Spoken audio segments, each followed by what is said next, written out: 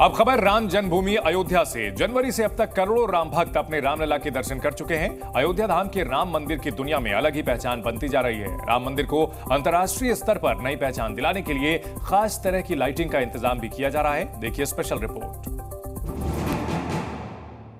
श्रद्धा और भक्ति का सबसे बड़ा केंद्र अयोध्या धाम में रामलला का भव्य राम मंदिर और भव्य दिखेगा और दिव्य दिखेगा।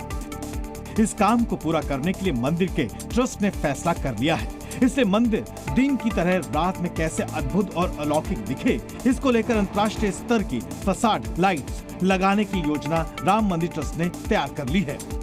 राम मंदिर ट्रस्ट के मुताबिक अयोध्या का राम मंदिर अंतर्राष्ट्रीय स्तर का है, तो उस मंदिर की भव्यता और दिव्यता भी अंतर्राष्ट्रीय स्तर की ही दिखे, जिसको लेकर अब अंतर्राष्ट्रीय स्तर की लाइटिंग्स भी अयोध्या के राम मंदिर में लगाई जाएगी। इसको लेकर कई कंपनियों ने ट्रस्ट के पदाधिकारियों के सामने प्रेजेंटेशन भी दी है, लेकिन ट्रस्ट राम मंदिर को अंतर्राष्ट्रीय स्तर का बनाने के लिए पूरी तरह प्रतिबद्ध है। फसाड लाइटिंग एक प्रकार की लाइटिंग है जिसका उपयोग किसी इमारत के बाहरी हिस्से को रोशन करने के लिए किया जाता है। बिहार के भागलपुर में सावन के इस पावन महीने में कांवड़िया पथ पर कई ऐसी तस्वीरें देखने को मिल रही हैं कि आपके पांव अपने आप ठिठक जाते हैं, आप उस तरफ ही बढ़ जाते हैं। आइए आपको मिलवाते हैं कलयुग के श्रवण कुमार से।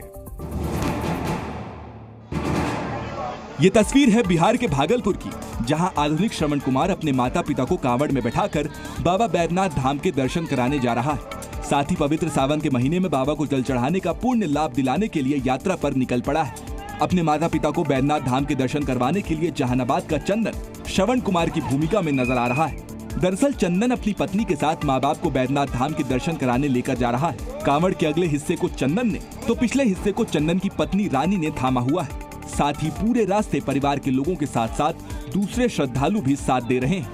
क्यों इस तरह से यात्रा करवा रहे हैं? शौक हो गया, मन हो गया, इसीलिए ले जा रहे हैं।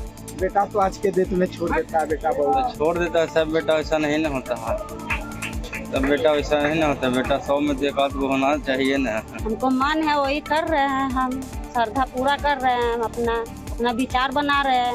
विचार काहे ले बिगाड़े हम। इनका लक्ष्य अगले सोमवार को बाबा बैद्यनाथ पर जल चढ़ाने का है। सावन का महीना चल रहा है और ऐसे में कांवड़ यात्री नदियों से जल लेकर के शिव मंदिरों में चढ़ा रहे हैं। ताजमहल में कांवड़ से जल चढ़ाने की कोशिश की गई है। एक महिला कांवड़िया कांवड़ लेकर के ताजमहल के गेट तक पहुंच गई। पुलिस ने ताजमहल में तांडव होने से रोक लिया महिला को। इस महिला के हाथों में कांवड़ है, लेकिन उसके आगे पुलिस की बैरिकेडिंग। इस महिला को कांवड़ सहित रोकने के लिए बाकायदा पुलिस फोर्स खड़ी है। यूपी में कांवड़ यात्रा के लिए राह आसान की जा रही है, लेकिन यहाँ पर महिला कांवड़िये को रोका जा रहा है। दरअसल ये महिला कांवड़ ताजमहल के गेट तक पहुँच गई थी। महिला का दावा है कि उसके सपने में भोलेनाथ आए थे और तेजो महालय में कांवड़ चढ़ाने को कहा था, जिसके बाद महिला कांवड़ में जल लेकर ताजमहल के द्वार तक पहुँच गयी। मैं तेजो हिमालय पे जे कांवड़ चढ़ाने के लिए आए हैं। मेरे भोले बाबा ने बुलाया तो मैं कांवड़ लेके आई हूँ। जब मेरे भोले बाबा ने मुझे सपने में बुलाया तो मैं कांवड़ लेके आई हूँ और मुझे कांवड़ चढ़ानी है। महिला कांवड़ यात्री के इस कदम से पुलिस वालों के भी हाथ पांव फूल गए। पुलिस वालों ने महिला को ताजमहल के गेट पर रोक दिया। महिला जिद पर अड़ी रही और वहीं कांवड़ लेकर खड़ी रही। मुझे भोले बाबा ने बुलाया है, उनने मेरे को जगाया तो मैं आई हूँ पूजा करने के लिए। उज्जैन में महाकाल की सवारी निकाली गई है, जिसमें मध्य प्रदेश सरकार में मंत्री प्रहलाद पटेल भी शामिल हुए। उज्जैन में बाबा महाकालेश्वर की पालकी मंदिर से नगर भ्रमण के लिए निकली। इस मौके पर राज्य के मंत्री प्रहलाद पटेल भी पूजा में शामिल हुए। सवारी के दौरान 350 पुलिसकर्मी विशेष ब्रास बैंड प्रस्तुति दे रहे थे। ये पुलिसकर्मी मध्य प्रदेश की कई पुलिस इकाइयों से थे और इन्होंने 6 महीने की स्पेशल ट्रेनिंग ली हुई है। इसके अलावा 2 जनजातीय दलों ने भी नृत्य पेश किया। भारिया जनजाति का प्रसिद्ध लोक नृत्य भड़म और बैगा समुदाय के प्रसिद्ध लोक नृत्य कर्मा ने श्रद्धालुओं को आकर्षित किया। सवारी के साथ 4 LED स्क्रीन भी लगी हुई थी, जिनकी मदद से श्रद्धालु दूर से भी पालकी का लाइव दर्शन कर रहे थे।